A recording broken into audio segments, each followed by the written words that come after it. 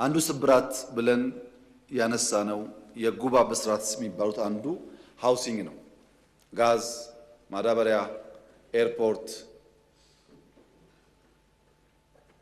ኒውክሌር ካልነው ውስጥ አንዱ ከ1 ሚሊዮን በላይ ቤት እንገነባለን የሚል ነበር። ታስታውሱ እንደሆነ ባለፈው 7 ዓመታት 1.2 ሚሊዮን ቤት ገንብተናል አክሮስ ዘ ካንትሪ።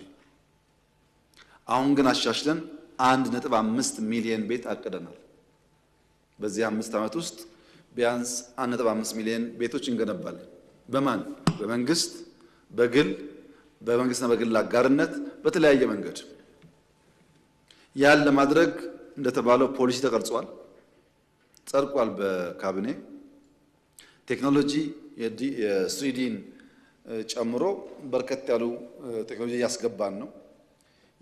የኮንስትራክሽን ግብአት ፋብሪካዎች አብዛኛዎቹ እያለቁ ምርት እየጀመሩ ነው።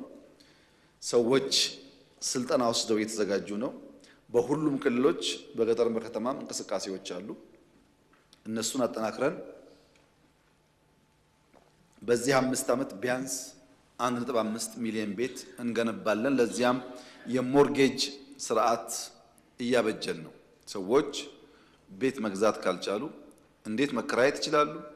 እንዴት ከገበያቸው እየከፈሉ በረጅም ጊዜ ውስጥ የቤት ባለቤት መሆን ይችላሉ የሚለውን ጉዳይ መንግስት